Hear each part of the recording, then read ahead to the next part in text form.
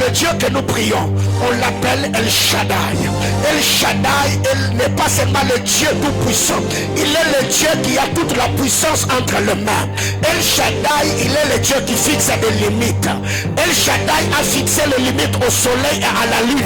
Ils ne se sont jamais rencontrés. El Shaddai a fixé des limites au lion.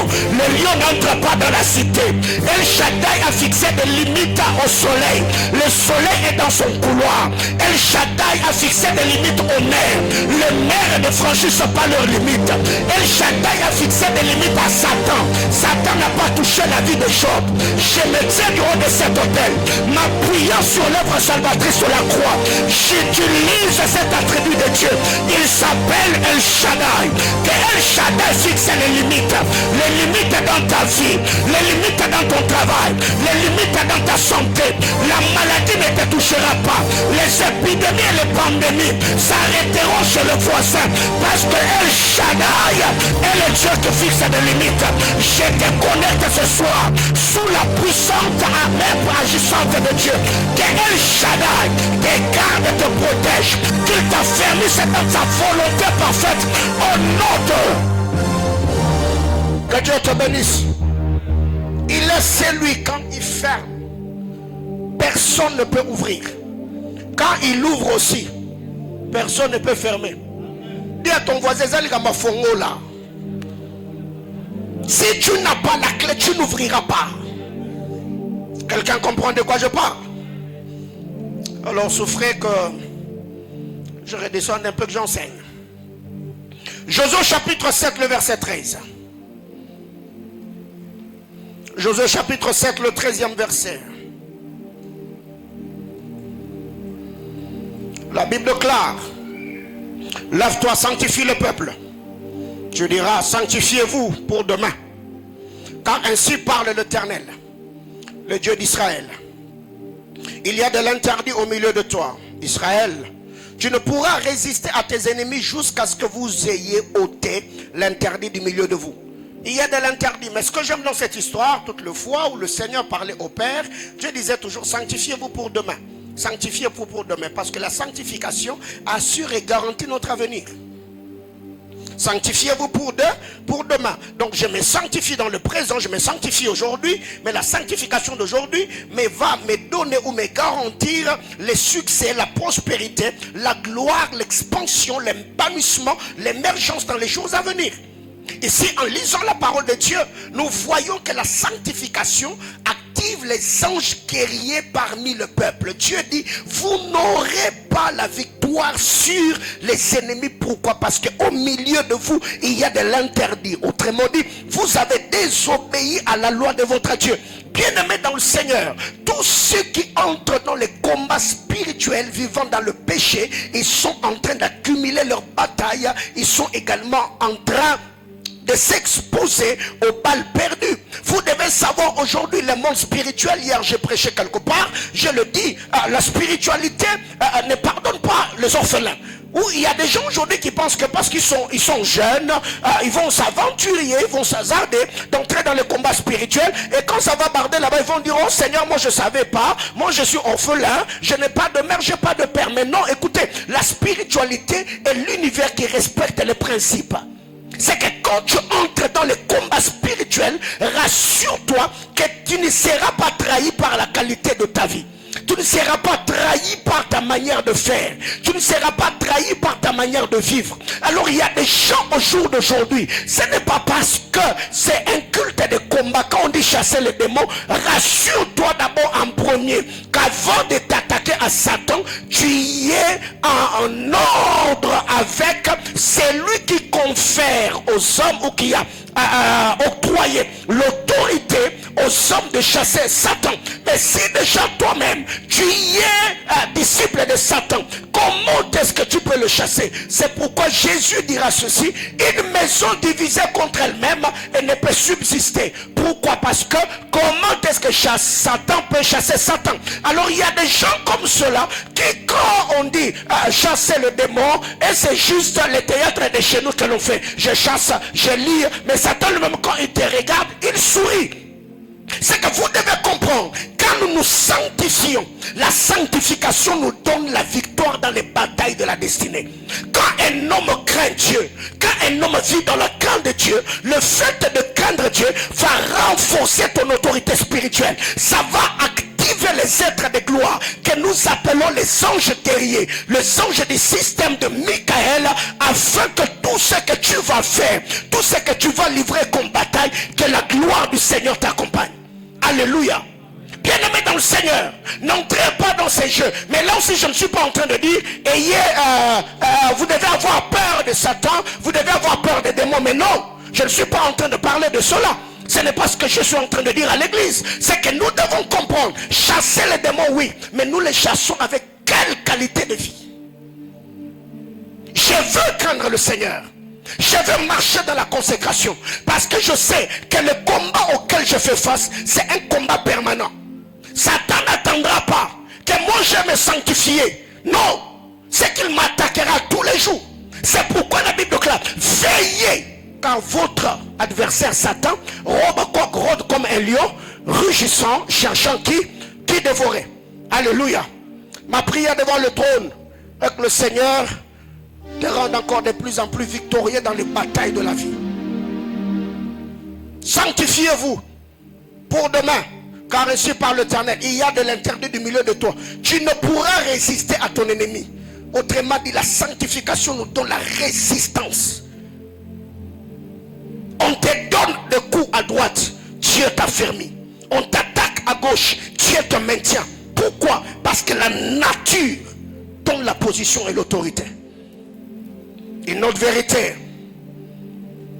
Quand vous lisez la parole de Dieu, on ne peut pas parler de la sanctification sans parler de l'abstinence.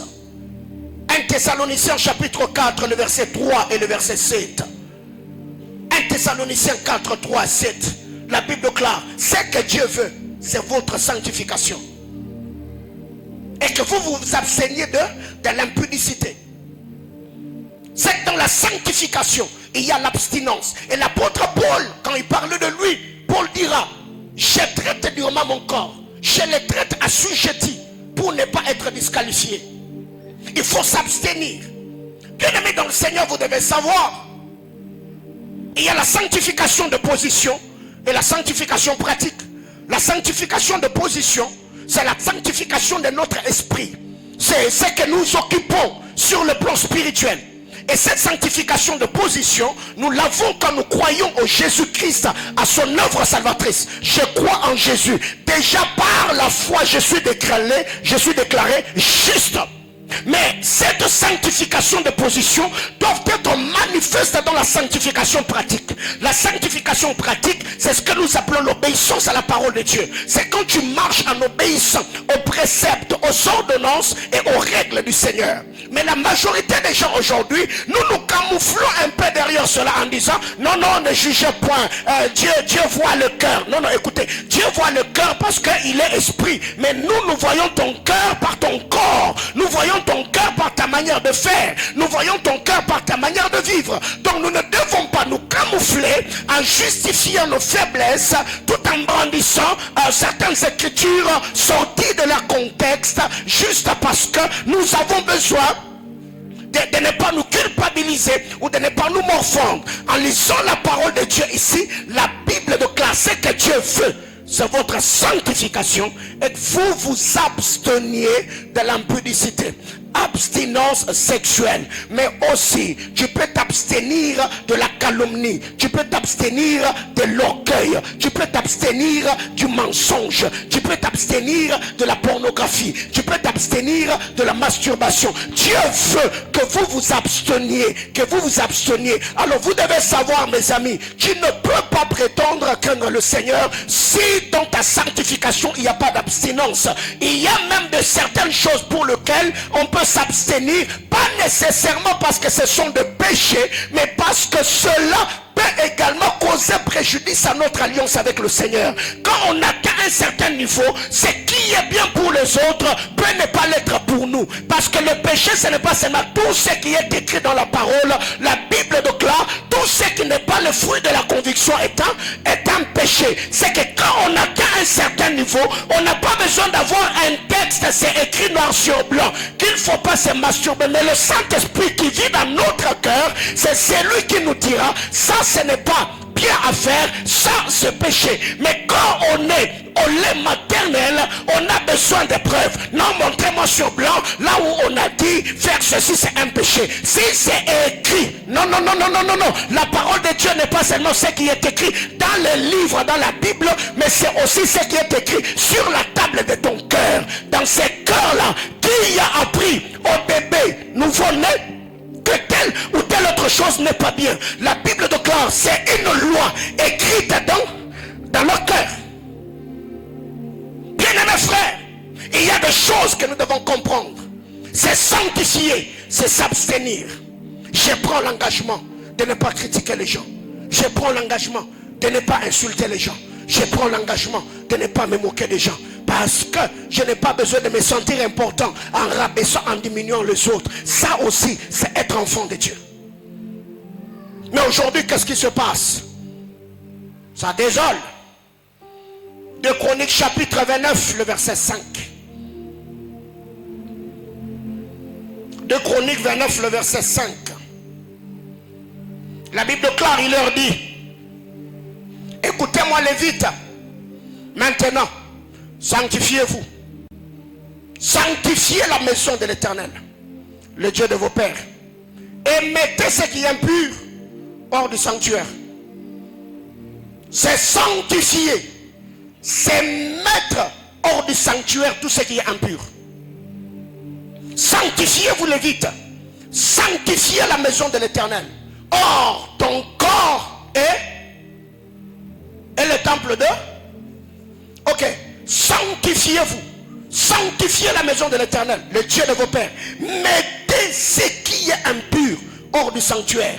Ton corps est le sanctuaire de Dieu. Ton corps est le temple de Dieu. Et Dieu te dit maintenant, si tu veux te sanctifier, donc c'est sanctifier, c'est mettre à hors tout ce qui est impur. Pensée, c'est impur. Sentiment, c'est impur. Mensonge, c'est impur. L'orgueil, c'est impur. Le vol, c'est impur. La masturbation, c'est impur. Tout ce qui est impur, parce que je me sanctifie afin d'être agréable au Seigneur, je mets cela hors le sanctuaire. Je suis le temple de Dieu. Je suis la maison de Dieu. Tout ce qui est impur ne doit pas être trouvé en moi et ne doit pas être nommé parmi nous. Mais qu'est-ce qui arrive généralement? Aujourd'hui, nous avons un peu de préférence. On dit, ok, aller dans la boîte de nuit, je ne vais pas aller, mais la musique profane, je le joue quand même à la maison. Je ne vais pas aller boire dans une buvette, mais l'alcool, je le consomme quand même à la maison. Bien aimé dans le Seigneur, le problème, c'est pas seulement l'environnement, le problème, c'est ta conscience. Pourquoi tu ne vas pas là-bas? Pourquoi tu ne vas pas là-bas? Ce n'est pas seulement parce que Dieu t'a dit que c'est là où il y a le péché. Le problème, ce n'est pas le lieu où le péché est commis, mais le problème, c'est ce qui est commis. Alléluia. Car si aujourd'hui quelqu'un va se prostituer à l'hôtel et c'est celui qui se prostitue dans une voiture, ils ont commis le même péché, non? Le problème, ce n'est pas le lieu. Le problème, c'est l'acte que l'on commet. Le problème, c'est le péché qu'on a commis. Alors, qu'est-ce qui arrive? La Bible déclare, mettez tout ce qui est impur hors du sanctuaire. Il y a des gens aujourd'hui, ils parlent en d'autres langues, mais il a des pensées impures. Même à l'église, il confesse le péché en plein culte. Parce que lui, vraiment, sa tête là est pourrie. Il n'a pas le contrôle de ses yeux et de son cou. Tout ce qui passe, il faut toujours qu'il regarde un peu. Mettez dehors tout ce qui est impur, hors du sanctuaire. C'est ça, se sanctifier. Et ce que je suis en train de dire, tu ne vas pas le faire par ta force. Non, c'est par l'aide de l'Esprit de Dieu, soutenu par la grâce du Seigneur. Parce que vous devez savoir, un homme naturel ne peut pas se sanctifier par sa propre volonté. La sanctification, c'est l'œuvre de l'Esprit en nous, soutenue par la grâce de Dieu. C'est un moment où je sais que ça, c'est pas bien. Mais je sais que par moi-même, comme le frère Paul, ce que je sais, ce que je veux, je le fais pas. Ce que je hais, c'est ce que je fais. Qui me délivrera de ces corps de la mort? Mais j'aime la suite, l'apôtre dit, gloire soit rendue à Dieu par Jésus-Christ, notre Sauveur. C'est lui la force de ma sanctification. C'est l'œuvre de la croix qui me donne la force par le Saint-Esprit, soutenu par la grâce de Dieu, pour que je dise non à toutes les sollicitations. On m'a dit au boulot par le chef, si tu veux avoir une promotion ici, tu veux coucher avec moi. Mais je sais que je suis une fille intelligente et je dois craindre Dieu. Seigneur Dieu de grâce, je veux encore aller à ce travail en occupant ces postes, en ayant ce salaire, sans pour autant avoir un véhicule, prenant le bus du travail. Mais je sais que Dieu est dans mon cœur. Je veux encore rester célibataire sans pour autant sortir avec un mari d'autrui, parce que je sais que ce qui m'appartient, ce qui est à moi, ma consécration l'attirera vers moi. Et je crois encore aujourd'hui qu'il y a des gens de partout dans le monde qui refusent certaines choses à cause de leur attachement au Seigneur. Bien aimé frère, il ne faut pas généraliser les choses, hein? C'est pas parce que toi tu es tombé dedans que tout le monde tombe dedans. Il y a d'autres personnes qui disent non. Quelqu'un me comprend? Oui. Oh non, toi tu penses que c'est la promotion qu'elle a reçue. Est-ce que c'est par la voie légale? Elle est soutenue par la grâce de Dieu. Parce que très généralement, quand nous tombons dans la compromission, on essaye un peu de mettre les autres dans le même sac. Oh non, c'est le système. Non, non, frère, c'est pas le système. Il y a des gens qui craignent le Seigneur, qui vivent dans l'intégrité et servent le Seigneur dans le sérieux possible au jour d'aujourd'hui. Et ces gens-là, la majorité sont aussi ici. Oh. Pourquoi tu ne dis pas Amen? Toi-même, tu doutes de ta sanctification. Alléluia. Dis à ton voisin, mettez ce qui est impur hors du sanctuaire. On est des veilleurs, mais ce qui donnera du poids à nos paroles, la Bible déclare, voici ce qui est dit par le saint. Celui qui libère le décret est un saint. Dans Daniel 4, les veilleurs sont des saints. C'est que quand tu as la vie de prière, tu vis dans la crainte de Dieu, tu connais la parole. Frère, tu es quelqu'un d'autre. Tu es dangereux. Par moment, quand vous me voyez du haut de cette hôtel, je dis ça. L'assurance que j'ai, frère, c'est pas le courage. Hein? Non. Je sais l'autorité qui m'accompagne. Et comment je vis avec le Seigneur. Et il y a certaines choses, toi-même, tu sais et tu sais que ce que je dis là, même si Satan lui-même apparaissait en personne, il ne va pas me vaincre. Parce que l'autorité que j'ai reçue de Christ est ma couverture, mon bouclier, mon asile, ma citadelle et mon rempart. Alléluia. 1 Corinthiens chapitre 1er, le verset 2. 1 Corinthiens chapitre 1er, le 2e verset. Les sanctifiés sont appelés à être saints. Les sanctifiés sont appelés à être saints. Ils doivent être saints. Les sanctifiés. À l'église de Dieu qui est à Corinthe, à ceux qui ont été sanctifiés en Jésus-Christ, appelés à être, ils sont sanctifiés en Jésus-Christ, ils sont appelés à être saints. C'est pourquoi Apocalypse nous dit que les justes pratiquent encore là, que le saint se sanctifie là, ne peut se sanctifier que celui qui est saint. Parce que c'est une question de nature, c'est une question de sémence. Alléluia. Alors comment expliquer? Il y a beaucoup de chrétiens aujourd'hui qui ressemblent aux chauves-souris. Il n'est ni souris, ni oiseau. Quand il est au milieu de païens, papa, il te danse la musique profane comme si vraiment il vivait dedans. Et quand il est aussi au milieu de chrétiens, il t'adore Dieu avec tous les sérieux possibles. Chauve-souris. Il n'est ni souris, ni oiseau. Il a les deux à la fois. Et ce qui désole, la Bible déclare, si tu n'es ni l'un ni l'autre, je ferai quoi? Je te vomirai. C'est que l'acceptation dans cette histoire, il est question de nature, il est question d'appartenance. Si tu n'es ni l'un ni l'autre, je te vomirai. C'est que tu dois avoir une identité. Soit tu es oiseau, soit tu es souris. Mais comment expliquer? Je l'ai dit la fois passée. J'ai même vu quelqu'un qui a mis un truc sur Facebook, s'attaquant aux instrumentistes de Lubumbashi, posant des questions depuis quand le coca enivre des gens. Tu vas voir un bassiste, un drummer, il est venu avec une bouteille de coca. Le frère est sobre. Après qu'il ait fini la bouteille de coca, tu sens que le frère commence comme à déraisonner. Il commence à délirer. Papa, quel produit chimique aujourd'hui on met dans des coca pour que ça enivre quelqu'un? Non, il y a autre matière dedans. On a seulement profité de la noirceur du coca pour camoufler ce qu'on a mis dedans. Et il y a des gens comme ça. Quand il est ici, Saint, Saint, Saint et l'Éternel, alors que lui-même vit dans le péché. Pensez-vous que réellement, si certains chants que nous chantons dans nos églises, si Dieu devait juger les prédications, si Dieu devait juger les chants, est-ce que notre vie est conforme à ce que nous professons?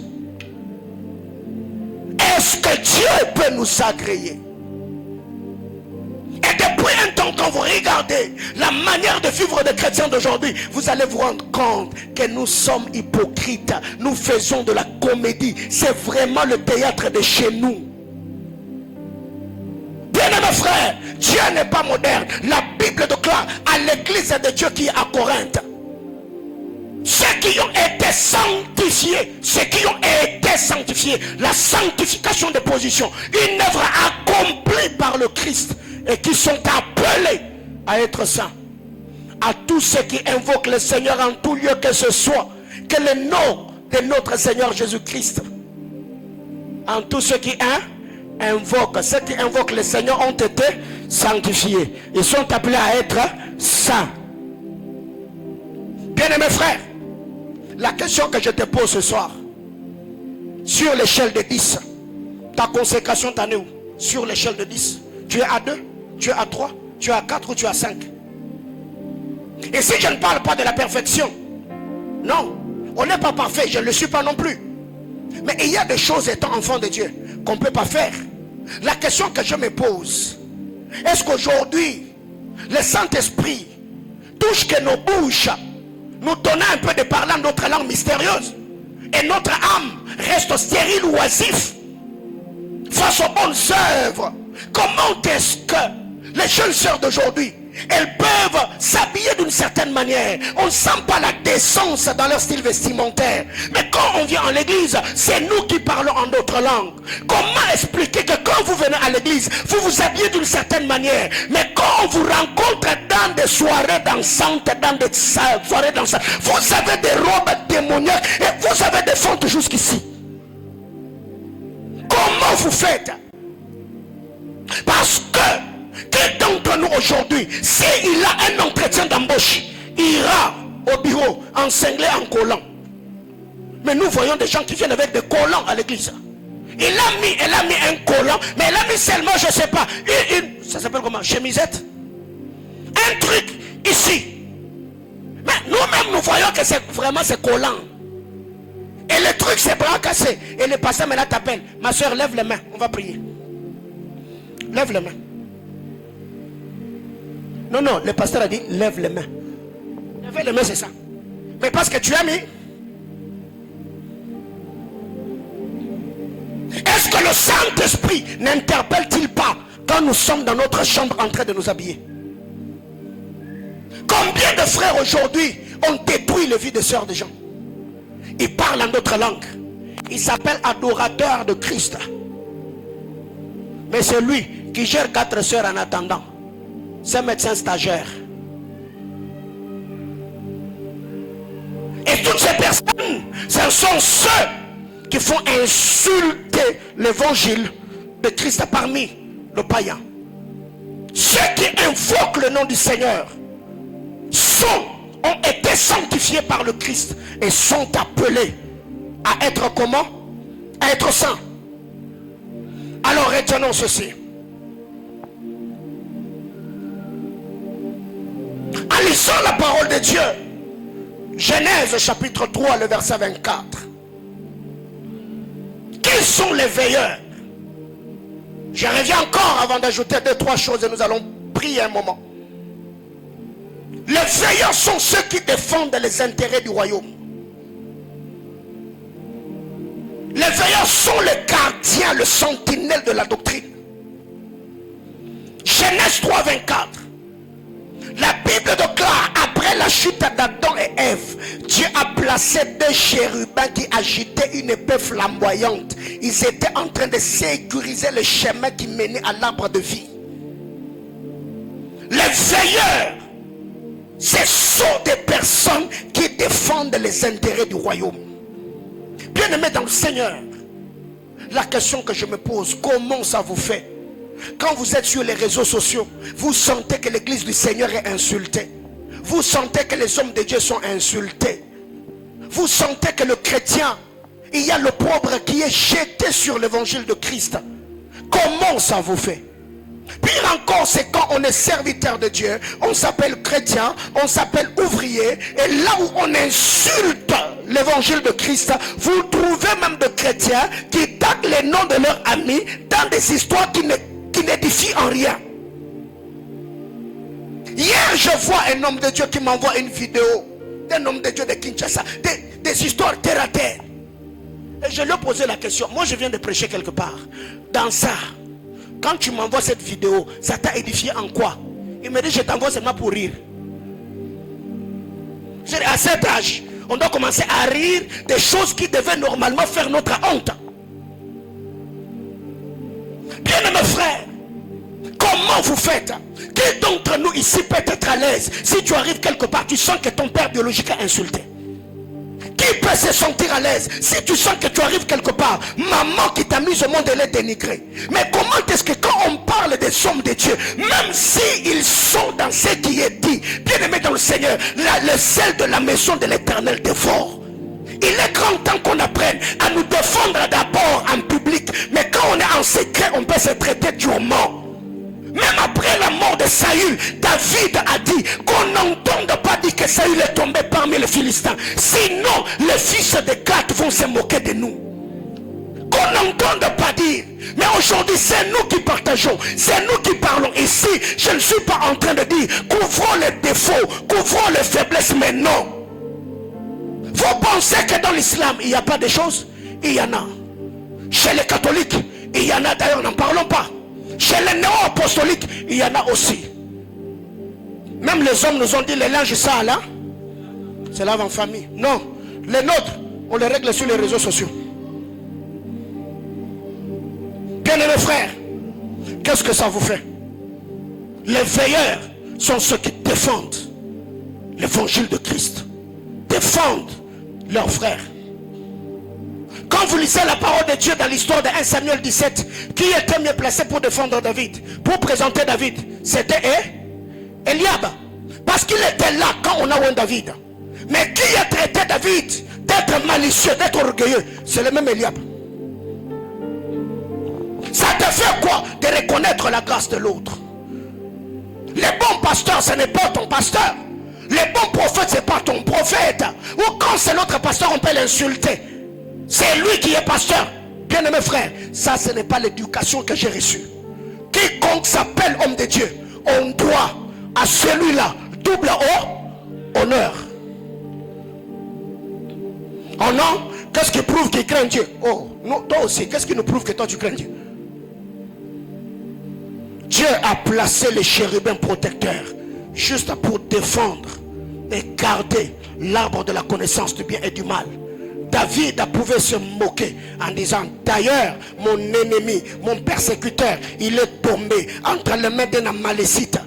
Mais David dit qu'on n'entende pas parler parmi les fils des Philistins que le oint de Dieu est tombé, de peur que ces incirconcis se moquent de nous. Ça, c'est David, l'adorateur. Mais regardez ce qui se passe. Quand tu apprends qu'un tel est tombé dans les manquillons, où il a raté un service prophétique, c'est toi qui prends les liens, tu partages. Comme ça, vous allez vous moquer. Bien-aimés frères, si vous êtes de cette église, rassurez-vous. Je vous interdis et je vous défends. Ne vous attaquez pas aux onctions. Même si tu as toutes les preuves possibles que cette onction-là n'est plus pure, vaut mieux la sagesse se tait. Alléluia. Parce que tu ne sais pas ce qui se passait entre le moment où cet homme est tombé et le temps que ça a pris pour que la nouvelle te parvienne. Peut-être qu'il s'est réconcilié avec Dieu. Peut-être qu'il a demandé pardon. Peut-être qu'il est rentré au bas de la croix, il a arrangé. Pendant que toi tu reçois la nouvelle, lui il est déjà pardonné par le Seigneur, mais les hommes sont restés avec les échos du scandale ou de sa chute. Pendant que toi tu te mets à parler, le Seigneur peut te juger. Depuis plusieurs années, j'ai appris à me taire sur ce qui se passe dans le corps de Christ. J'ai appris à me taire. C'est que retenons que les veilleurs sont ceux qui défendent les intérêts du royaume. Nous devons avoir le cœur de David. N'annoncez pas en Dangat la chute de nos héros, de peur que le fils de Philistin ne se réjouisse et ne se moque de nous, parce que la chute de Saül, c'est notre perte, c'est notre lampe, c'est l'un de nous qui est parti. Une autre chose, les veilleurs sont ceux qui se tiennent à la brèche, priant pour la préservation de la vie des hommes. Les veilleurs sont ceux qui prient pour que les hommes ne se perdent pas, pour que les hommes ne soient pas détruits. 1 Samuel chapitre 16, le verset 1er. Dieu a dit à Samuel, j'ai abandonné Saül, mais qu'à cela ne tienne, Samuel ne s'est pas tué. Samuel a continué d'intercéder. Samuel a continué à prier. Pour que Samuel arrête son intercession, il a fallu que le Seigneur vienne lui dire, jusqu'à quand continueras-tu de prier pour cet homme? Je l'ai rejeté. Si jusque-là David n'a pas accédé à la royauté d'aussitôt, parce qu'il y avait un intercesseur qui était en train de prier. Quand vous lisez l'histoire de Saül, le temps où Dieu a dit à Samuel, je l'ai rejeté, et le temps où Dieu vient arrêter Samuel d'intercéder, Saül a fait 10 ans sur le trône. Pas parce qu'il méritait, mais parce que l'intercession, la prière d'un homme le maintenait là-bas. Bien aimés frères, les veilleurs sont ceux qui savent se tenir devant Dieu. La Bible déclare, par un prophète, Israël fut délivré. Par un prophète, Israël fut gardé. Mais qui était Moïse le prophète? Moïse était l'intercesseur qui savait se tenir devant Dieu. Même quand Dieu lui a dit, je vais exterminer ce peuple et par toi, Moïse a dit que cela n'arrive pas. Est-ce que vous avez le temps de prier? Quand vous apprenez que tel homme de Dieu est tombé, telle sœur est tombée, comment vous réagissez? Aujourd'hui, on n'a que des bouches pour parler. Nous n'avons plus de genoux pour intercéder. Alors que ce qui faisait la force de l'église, c'était l'intercession. Bien-aimés frères, la distraction de l'église primitive a causé la mort de Jacques. Mais les jours où ils se sont rendus compte que Pierre est en train de partir, Dieu a intervenu. Il y a nos héros qui tombent. Vous ne savez pas les pressions que reçoivent ceux qui sont dans la gloire. Vous ne savez pas les tentations, les attaques qu'ils reçoivent. Alors quand vous entendez que tel est tombé, frère, ce que nous devons faire, c'est nous tenir mais dans la main, plier les genoux en disant, Seigneur, garde nos héros, préserve-les de tout danger. Et vous attendez que ces gens-là tombent pour que vous disiez, non, on savait qu'il allait tomber. Nous sommes experts à prédire le catastrophe.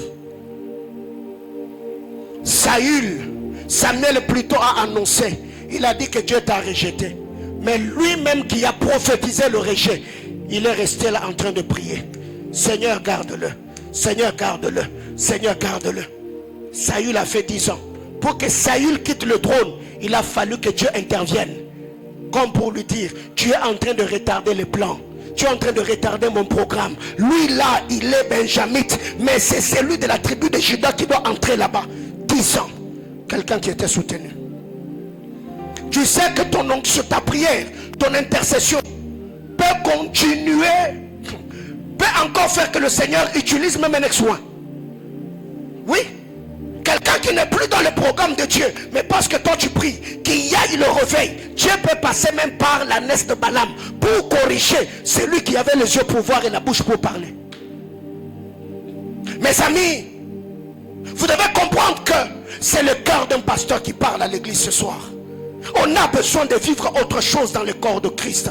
On a besoin de vivre autre chose dans le Katanga. On a besoin de voir une autre génération qui a une autre conception des choses et du sacerdoce.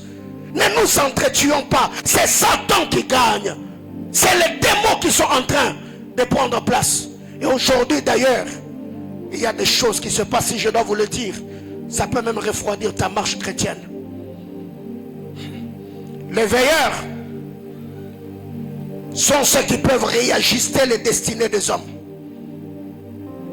Les veilleurs peuvent réajuster, remettre en place la vie de quelqu'un qui avait déjà pris une autre direction. La Bible déclare: veillez les uns sur le, priez les uns pour le. Ok, deux mots, veillez et prier. Donc en veillant, je peux voir que celui sur qui je veillais, il est allé outre. Mais pour qu'il rentre, je fais quoi? Je prie. Veillez les uns sur les autres. Je suis gardien de ta vie. Je suis sentinelle. Ta vie ne t'appartient pas. Donc si je te vois mal habillé, ne dis pas: oh non, c'est mon corps. La Bible dit veiller. Donc je vais veiller sur toi. Priez les uns pour les autres. Quand vous lisez la parole de Dieu, Moïse était un veilleur. Quand il arrive, il observe Deutéronome chapitre 33, 6. Il se rend compte que la destinée de Ruben est retardée. Moïse est venu réajuster. Que Ruben vive. Que son peuple se multiplie. Que Ruben vive. Que son peuple soit nombreux. Que Ruben vive. Pourquoi? Parce que Moïse est un veilleur. Bien-aimés frères, c'est ce que nous devons faire. Quand je vois que ce frère, c'était un frère qui avait la vie de prière, il était zélé, il servait Dieu, et depuis un temps je ne le vois plus, parce que je suis veilleur. Si je ne sais pas l'atteindre, je prierai pour lui, je ferai mention de lui dans mes prières. Et ça, j'étais choqué la semaine. Il y a une de mes filles qui a fait à peu près 3 mois et ne venait pas à l'église. Je l'ai écrit: mais ma fille, pourquoi je ne te vois plus? Oh papa, j'avais des problèmes. Je dis: est-ce que ton berger était au courant? Oh non. Donc, c'est lui qui s'appelle berger. Et il y a quelqu'un de sa bergère qui a fait 3 mois sans participer aux réunions du département, sans venir à l'église. Les bergers n'ont même pas su comprendre ou voir qu'il y a quelqu'un de mon département qui ne vient pas. Pourquoi? Parce qu'on a oublié que nous sommes des veilleurs. Nous veillons les uns sur les autres. Combien de tes amis aujourd'hui ne servent plus le Seigneur? Et toi tu te fous. Pourquoi? Parce que tu n'es pas encore marié, parce que tu n'as pas encore signé de contrat, parce que ton ministère n'a pas encore explosé. Toi, tout c'est toi, tout c'est toi, c'est toi, c'est toi. Alors que peut-être la plus grande des bénédictions que tu peux recevoir sur terre, c'est dans la vie de celui que tu négliges aujourd'hui. Bien-aimés frères, la question que je nous pose: est-ce que au jour d'aujourd'hui quelqu'un peut compter sur toi? Quelqu'un peut être faible, il est dans son lit, il sait que même si je ne prie pas, il y a quelqu'un qui fera mention de moi dans ses prières cette nuit. Avez-vous ce genre de personnes dans vos vies? Est-ce que nous avons encore aujourd'hui des chrétiens qui prient réellement? Des gens qui peuvent passer des heures et des heures à genoux, pas pour eux-mêmes, priant seulement pour que le Seigneur relève ceux qui sont attachés à eux.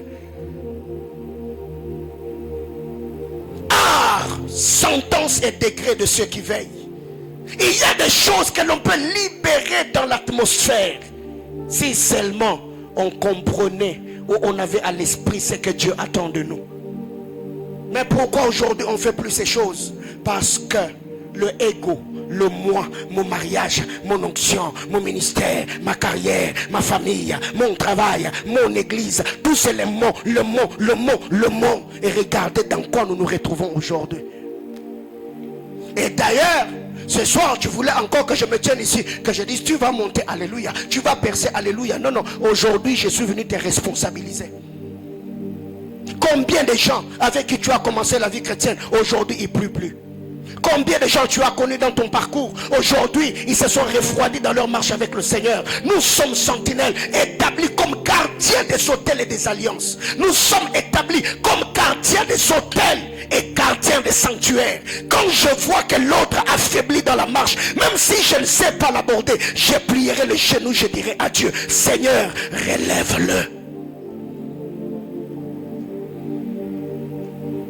La calomnie, c'est nous.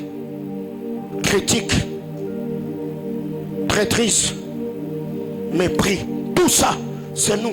Mais nous parlons en d'autres langues. Mais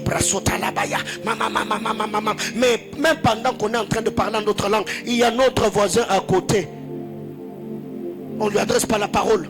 On est dans un même département, on ne se parle pas. On se crâne même à la répétition, même à l'intercession, on se crâne. Mais on parle quand même en d'autres langues. On parle en d'autres langues. C'est bon quand c'est toi. Quand ça arrive à l'autre, il faut examiner, il faut zoomer, il faut analyser, il faut louper. Ça, c'est quel cœur? Bien-aimés frères, je m'arrête ici pour ce soir. Je devais parler sur autre chose. Ce qui fait la force des veilleurs. Mais je sentais que Dieu a suffisamment parlé à l'église ce soir. Depuis un temps, je sens que plus je grandis dans ma marche avec le Seigneur, Dieu me communique un autre cœur. J'ai une autre image de l'église. Je me dis, quand ça sera mon tour de rentrer dans la gloire, qu'est-ce que je laisserai sur terre comme héritage? Quand les gens doivent suivre mes enseignements, peut-être après mon départ dans la gloire, quand les gens liront mes livres, quand les gens parleront de moi, qu'est-ce que les gens retiendront du ministère du prophète Paulin? Que j'étais venu faire quoi sur terre? Bâtir seulement des églises? Mais qu'est-ce que j'ai laissé comme héritage? Et quand on atteint un certain âge dans la vie, on commence à réfléchir en fonction de l'héritage. Poser la question au père Abraham.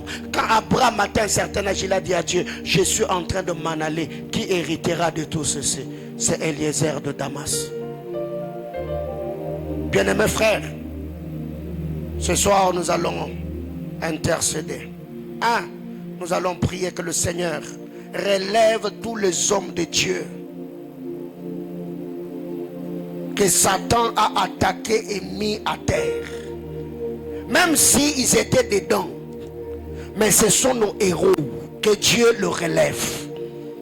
Il y a des hommes que tu connais dans ces pays, dans la francophonie, dans les milieux anglophones, qui étaient puissamment utilisés par le Seigneur aujourd'hui. Ils sont devenus l'ombre d'eux-mêmes. On va prier pour tous les bien-aimés frères qui sont atteints par l'ennemi.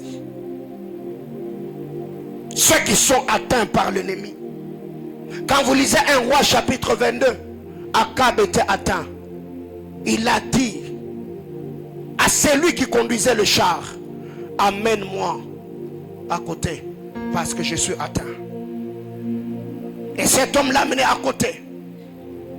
Ce que nous devons faire ce soir, depuis la journée alors qu'on est en train de prier ici dans le programme de tempête de prière, j'ai senti que le Seigneur est sur le point de remettre sur scène certains hommes de Dieu, certains pères, certains aînés qui ont été disqualifiés, qui ont été salis.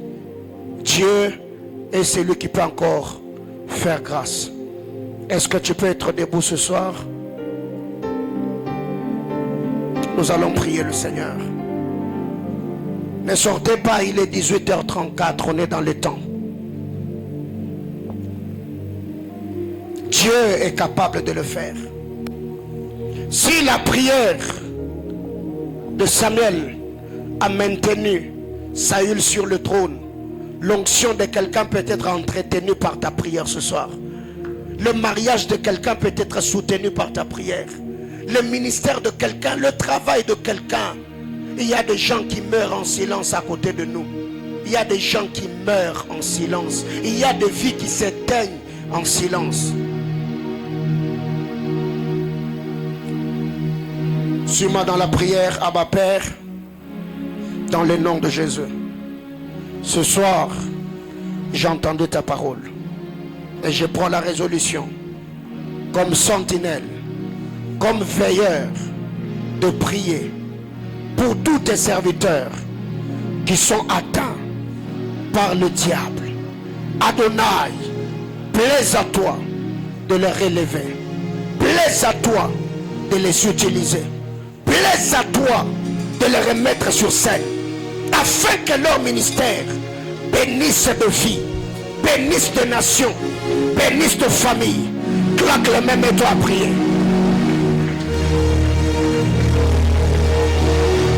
Tu peux citer même le nom de quelqu'un si tu le connais. Nous sommes une église missionnaire. Manaïm est une église missionnaire. Nous sommes en train de prier que Dieu relève nos pères, que Dieu utilise nos pères, que Dieu relève ceux de notre génération, que Dieu récupère ce que Satan a disqualifié, ce que Satan a écarté, que la gloire du bien-aimé sauveur revienne encore sur le temple. Il est celui qui est bâti sur les anciennes ruines. Il est celui qui est bâti sur les anciennes ruines. L'Éternel est celui qui est bâti sur les anciennes ruines. Seigneur, fais-le. Il y a de baobabs de lampes qui se sont éteints au Katanga. Il y a de lampes qui se sont éteints au Lualaba. Il y a de lampes qui se sont éteintes éternelles à Kinshasa. Seigneur, allume-le. Seigneur, allume-le. Seigneur, allume-le. Il est dit dans ta parole, faut bien un chien vivant qu'un lion mort. Leur histoire n'est pas encore finie. Aussi longtemps qu'ils respirent, aussi longtemps qu'ils sont en vie, Seigneur, tu peux les enrôler. Seigneur, tu peux les récupérer. Je refuse éternel, oh Dieu de gloire, à proclamer au Dieu l'arrêt de leur ministère, la sentence sur leur vie. Je crois à nouveau que leur lampe peut encore se rallumer, que leur ministère peut encore être utilisé, que leur vie peut encore venir. Yes.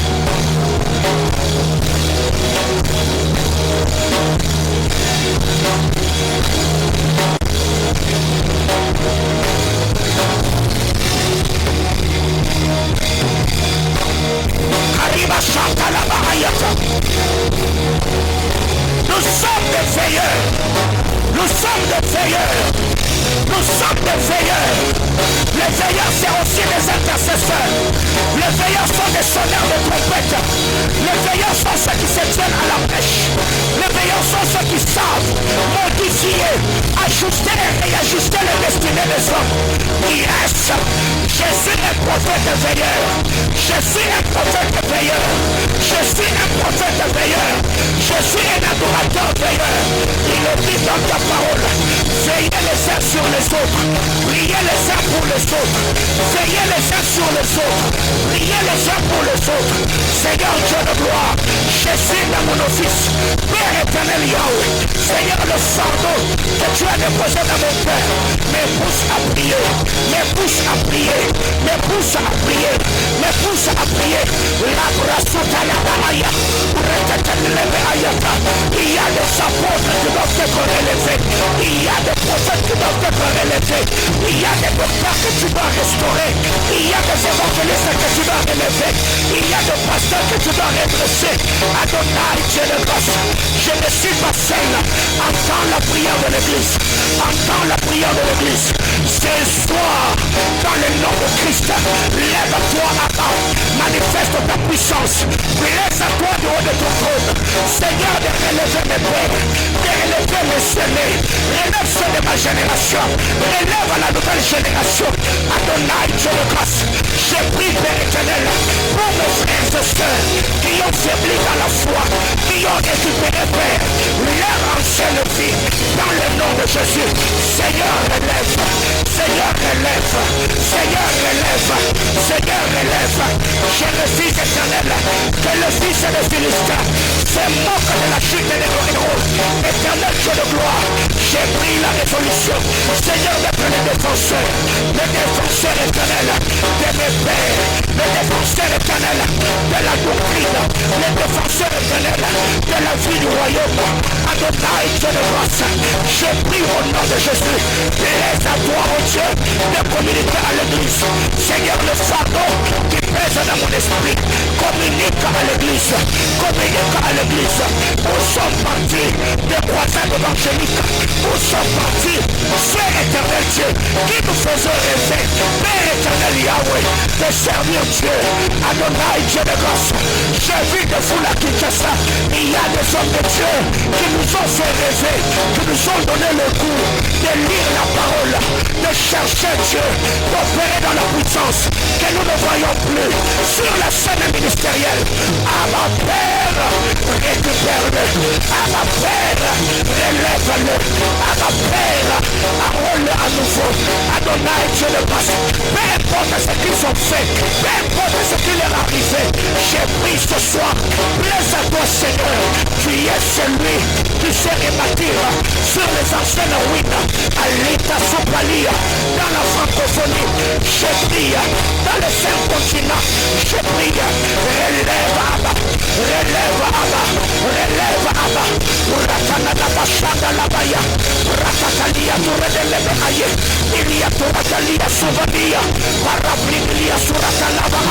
Yes, c'est ça l'église, c'est ça l'église, c'est ça l'église. On nous a enseigné sur le discernement des esprits, ça nous a rendu mal polis, ça nous a rendu méfiants, ça nous a rendu suspicieux, mais il est grand temps que nous puissions prier pour ceux que nous avons insultés, pour ceux que nous avons mis à cœur. Éternel Dieu, je veux de cet hôtel, je prie pour mes pères, je prie pour mes pères, je prie pour mes pères, je prie pour mes pères. Adonai, Dieu de grâce, le Bumbashi doit être secoué comme un jour d'autrefois.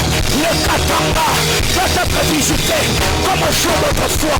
Éternel Yahweh, je prie au nom de Jésus, relève mes pères de voix apostoliques, de voix prophétiques, ceux qui doivent éternel nous montrer le chemin, nous montrer le sentier. Adonai, Dieu de grâce, il est dit dans ta parole, ne déplacez pas les portes que vos pères ont posées. Si on a des références, si on a des repères, il y a des pères qui ont travaillé. Adonai, Dieu de grâce, relève-le. Ceux qui sont debout, Seigneur, affermis-le. Ceux qui sont vrais, Seigneur, garde-le. Ceux qui se sont égarés, récupère-le. Adonai, Dieu de grâce, je prie à ma Père, entends le prière de l'église. Je prie, alléluia. Je prie, alléluia. Je veux vivre, Seigneur, ce que tu as fait avec eux. Je veux vivre, oh Dieu, ce que tu as fait avec eux. Opérer dans la puissance, éternel comme eux. Réunir des foules, Seigneur comme eux. Tenir des croisades, éternel comme eux. En priant pour eux, je connecte mon esprit à ce que tu as fait avec eux. En priant pour eux, je connecte mon esprit aux onctions qui les a accompagnés. En priant pour eux, Seigneur, j'attire sur moi la grâce que les accompagnait. À ma Père, à ma Père, à ma Père, à ma Père, à ma Père, à ma Père, relève mes pères, relève mes pères, relève mes pères, relève mes pères. Éternel Yahweh, il y a des anciens sentiers que nous devons faire éternel questionner. Je prie au nom de Jésus, c'est son notre sagesse, c'est notre sagesse, c'est notre force, c'est notre gloire. À ma Père, la tapalia taradanabacha, fais-moi sentinelle, fais-moi sentinelle dans la vie de mes frères, dans la vie de mes sœurs. Je refuse éternel d'éloigner des hommes par mes exigences, par mes préférences, par mes caprices humaines. Donne-moi le cœur de la sentinelle, le cœur du berger, le cœur pastoral, l'espérance apostolique. Seigneur éternel Yahweh, que je sois patient, Seigneur éternel croyant, à la délivrance, à la transformation, au changement de son.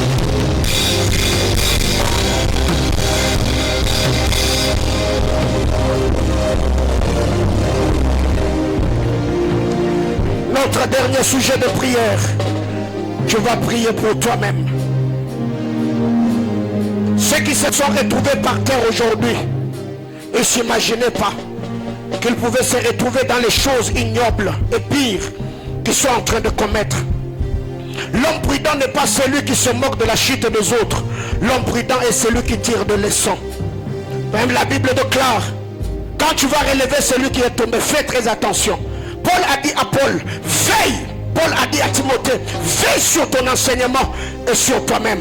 Je voudrais que pendant quelques minutes, 1 ou 2 minutes, que tu dises à Dieu, Seigneur, garde-moi. Seigneur, préserve-moi. Seigneur, sécurise-moi. Seigneur, protège-moi. Prie le Seigneur. Tu pries pour ta foi chrétienne. Tu pries pour ta marche avec Dieu. Tu peux faire naufrage. Plusieurs disciples ont vécu avec Jésus et se sont retirés de lui. Ça peut t'arriver aussi. Demas a marché avec Paul. Demas a fini par quitter Paul. Tu ne sais pas ce que Satan est capable de faire. Dis à Dieu, Seigneur, garde-moi. Je ne veux pas abandonner ta foi. Je ne veux pas faiblir dans la foi. Je ne veux pas rétrograder dans ma marche. Seigneur, préserve ma foi. Seigneur, garde ma foi. Même quand tu me béniras, Seigneur, garde-moi. Quand tu m'exposeras, Seigneur, préserve-moi. Je ne veux pas perdre la vie. Aïe. Aïe. Aïe. J'ai vu beaucoup de prédicateurs de la sainteté se retrouver par terre. J'ai vu des hommes qui traquaient les démons être affaiblis par les mêmes démons qu'ils ont chassés. Posez la question à Gédéon. Il a renversé l'autel de Baal. Lui-même a fini par ériger un autre autel qui était devenu une pierre d'achoppement pour le peuple d'Israël. Satan que tu chasses aujourd'hui, il peut t'attendre dans 5 à 10 ans. Quand tu es dans la gloire, il peut te récupérer. Un homme prudent prie pour son cœur. Il dit, Seigneur, garde-moi éveillé. Seigneur, garde-moi pur. Que mes vêtements soient blancs. Que l'huile ne manque pas sur ma tête. Je ne veux pas me retrouver dans les choses que je condamne. Je ne veux pas être souillé par les souillures que je vois. Seigneur, aide-moi, aide-moi. Seigneur, garde-moi fidèle à toi. Que ma chair ne me traîne pas loin de toi. Que les passions de mon cœur ne me mènent loin de toi. Seigneur, Dieu de gloire, je suis un modèle. Je suis un père. Je suis une référence. Je suis une motivation. Père éternel, que personne ne se décourage par moi. Que personne n'aille loin de toi par moi. Que quelqu'un ne dise un jour, et le prophète Paulin aujourd'hui, si lui est tombé, à combien plus fort, Seigneur, aide-moi, garde-moi, Père.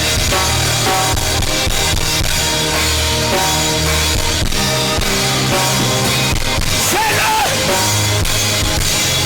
Fais-le. Fais-le. Je ne dis plus pour moi. Je dis pour toutes ces personnes qui ont les yeux posés sur mon leadership, qui ont les yeux sur ma paternité, qui comptent sur mon onction. Seigneur, je ne vais pas les décevoir. Oh Dieu. J'ai des alliances. Que ce moment de prière soit soutenu par les 5 heures de prière que nous avons passé la journée. Au nom de Jésus. Amen. Acclame le